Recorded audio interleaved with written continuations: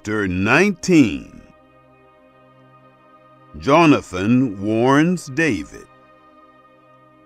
Saul spoke to Jonathan, his son, and to all his servants, that they should kill David. But Jonathan, Saul's son, delighted much in David. Jonathan told David, saying, Saul, my father, seeks to kill you. Now therefore, please take care of yourself in the morning, and live in a secret place, and hide yourself. I will go out and stand beside my father in the field where you are, and I will talk with my father about you, and if I see anything, I will tell you. Jonathan spoke good of David to Saul his father, and said to him, Don't let the king sin against his servant, against David, because he has not sinned against you, and because his works have been very good toward you. For he put his life in his hand, and struck the Philistine, and Yahweh worked a great victory for all Israel. You saw it, and rejoiced. Why then will you sin against innocent blood, to kill David without a cause? Saul listened to the voice of Jonathan, and Saul swore, As Yahweh lives, he shall not be put to death. Jonathan called David, and Jonathan showed him all those things. Jonathan brought David to Saul, and he was in his presence as before. Saul seeks to kill David. There was war again. David went out and fought with the Philistines, and killed them with a great slaughter, and they fled before him. An evil spirit from Yahweh was on Saul, as he sat in his house with his spear in his hand, and David was playing with his hand. Saul sought to pin David even to the wall with the spear, but he slipped away out of Saul's presence, and he stuck the spear into the wall. David fled and escaped that night. Michal saves David. Saul sent messengers to David's house to watch him and to kill him in the morning.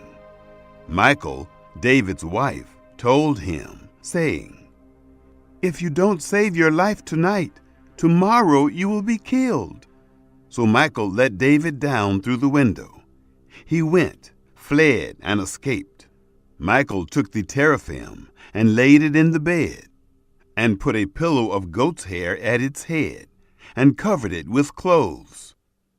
When Saul sent messengers to take David, she said, He is sick. Saul sent the messengers to see David, saying, Bring him up to me in the bed, that I may kill him. When the messengers came in, behold, the teraphim was in the bed, with the pillow of goat's hair at its head.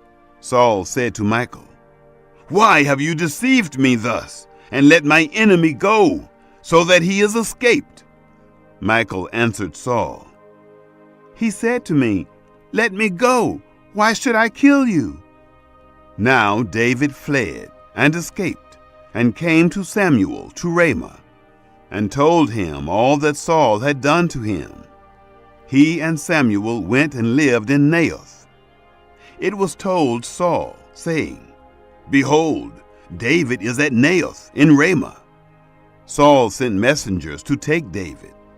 And when they saw the company of the prophets prophesying, and Samuel standing as head over them, the Spirit of God came on the messengers of Saul, and they also prophesied. When it was told Saul, he sent other messengers, and they also prophesied. Saul sent messengers again the third time, and they also prophesied. Then went he also to Ramah, and came to the great well that is in Secu. And he asked, Where are Samuel and David? One said, Behold, they are at Naioth in Ramah. He went there to Naioth in Ramah. Then the Spirit of God came on him also, and he went on and prophesied until he came to Naioth in Ramah. He also stripped off his clothes, and he also prophesied before Samuel, and lay down naked all that day and all that night. Therefore they say, Is Saul also among the... Chapter 20. Jonathan helps David. David fled from Naioth in Ramah, and came and said before Jonathan, What have I done? What is my iniquity? What is my sin before your father, that he seeks my life? He said to him, Far from it, you shall not die. Behold, my father does nothing, either great or small, but that he discloses it to me. And why should my father hide this thing from me? It is not so. David swore moreover, and said, Your father knows well that I have found favor in your eyes. And he says, Don't let Jonathan know this, lest he be grieved. But truly, as Yahweh lives, and as your soul lives, there is but a step between me and death. Then Jonathan said to David, Whatever your soul desires, I will even do it for you. David said to Jonathan, Behold, tomorrow is the new moon, and I should not fail to dine with the king. But let me go, that I may hide myself in the field to the third day at evening. If your father miss me at all, then say, David earnestly asked leave of me, that he might run to Bethlehem, his city. For it is the yearly sacrifice there for all the family. If he says, It is well, your servant shall have peace. But if he be angry, then know that evil is determined by him. Therefore deal kindly with your servant, for you have brought your servant into a covenant of Yahweh with you. But if there be in me iniquity, kill me yourself, for why should you bring me to your father? Jonathan said, Far be it from you, for if I should at all know that evil were determined by my father to come on you, then wouldn't I tell you that? Then David said to Jonathan, Who shall tell me if perchance your father answers you roughly? Jonathan and David renew covenant. Jonathan said to David, Come, and let us go out into the field. They both went out into the field. Jonathan said to David, Yahweh, the God of Israel, be witness. When I have sounded my father about this time tomorrow, or the third day, behold, if there be good toward David, shall I not then send to you and disclose it to you? Yahweh do so to Jonathan, and more also, should it please my father to do you evil, if I don't disclose it to you, and send you away, that you may go in peace, and Yahweh be with you, as he has been with my father. You shall not only, while yet I live, show me the loving kindness of Yahweh, that I not die, but also you shall not cut off your kindness from my house forever. No, not when Yahweh has cut off the enemies of David, every one, from the surface of the earth. So Jonathan made a covenant with the house of David, saying, Yahweh will require it at the hand of David's enemies. Jonathan caused David to swear again, for the love that he had to him, for he loved him as he loved his own soul. Then Jonathan said to him, Tomorrow is the new moon, and you will be missed, because your seat will be empty. When you have stayed 3 days, you shall go down quickly, and come to the place where you did hide yourself when the business was in hand, and shall remain by the stone easel. I will shoot 3 arrows on its side, as though I shot at a mark. Behold, I will send the boy, saying, Go find the arrows. If I tell the boy, Behold, the arrows are on this side of you, take them. Then come, for there is peace to you and no hurt, as Yahweh lives. But if I say this to the boy, Behold, the arrows are beyond you, then go your way, for Yahweh has sent you away. Concerning the matter which you and I have spoken of, behold, Yahweh is between you and me forever." So David hid himself in the field, and when the new moon was come, the king sat him down to eat food. The king sat on his seat, as at other times, even on the seat by the wall. And Jonathan stood up, and Abner sat by Saul's side. But David's place was empty. Nevertheless, Saul didn't say anything that day, for he thought, "Something has happened to him. He is not clean. Surely he is not clean." It happened on the next day after the new moon, the second day, that David's place was empty. Saul said to Jonathan his son, "Why doesn't the son of Jesse come to eat, neither yesterday nor today?" Jonathan answered Saul, "David earnestly asked leave of me to go to Bethlehem. He said, 'Please let me go, for our family has a sacrifice in the city. My brother has commanded me to be there. Now if I have found favor in your eyes, please let me go away and see my brothers.' Therefore he has not come to the king's table." Saul seeks to kill Jonathan. Then Saul's anger was kindled against Jonathan, and he said to him, "You son of a perverse, rebellious woman, don't I know that you have chosen the son of Jesse to your own shame, and to the shame of your mother's nakedness? For as long as the son of Jesse lives on the earth, you shall not be established, nor your kingdom.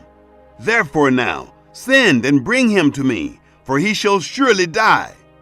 Jonathan answered Saul his father, and said to him, "Why should he be put to death? What has he done?" Saul cast his spear at him to strike him.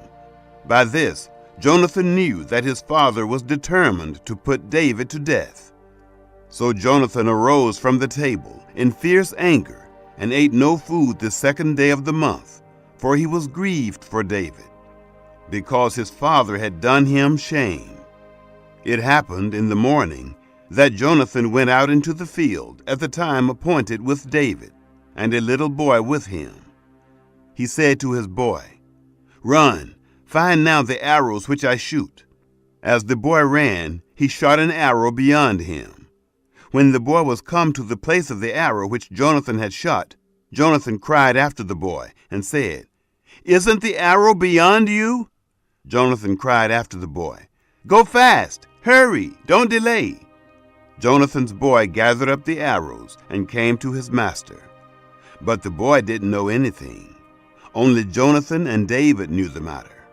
Jonathan gave his weapons to his boy and said to him, "Go, carry them to the city." As soon as the boy was gone, David arose out of a place toward the south and fell on his face to the ground and bowed himself 3 times. They kissed one another and wept one with another, and David wept the most. Jonathan said to David, "Go in peace, because we have both sworn in the name of Yahweh, saying, 'Yahweh shall be between me and you, and between my seed and your seed forever.'" He arose and departed, and Jonathan went into the Chapter 21. David takes the consecrated bread. Then came David to Nob, to Ahimelech the priest.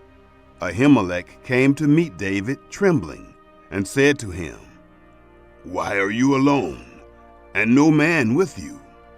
David said to Ahimelech the priest, "The king has commanded me a business, and has said to me, 'Let no man know anything of the business about which I send you, and what I have commanded you. And I have appointed the young men to such and such a place. Now therefore, what is under your hand? Give me 5 loaves of bread in my hand, or whatever there is present." The priest answered David and said, "There is no common bread under my hand, but there is holy bread, if only the young men have kept themselves from women." David answered the priest and said to him, "Truly, women have been kept from us about these 3 days. When I came out, the vessels of the young men were holy, though it was but a common journey. How much more then today shall their vessels be holy? So the priest gave him holy bread, for there was no bread there but the showbread, that was taken from before Yahweh, to put hot bread in the day when it was taken away. Now a certain man of the servants of Saul was there that day, detained before Yahweh, and his name was Doeg the Edomite, the best of the herdsmen who belonged to Saul. David said to Ahimelech, "Isn't there here under your hand spear or sword?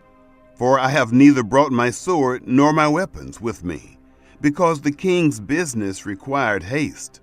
The priest said, "The sword of Goliath the Philistine, whom you killed in the valley of Elah, behold, it is here wrapped in a cloth behind the ephod. If you will take that, take it, for there is no other except that here."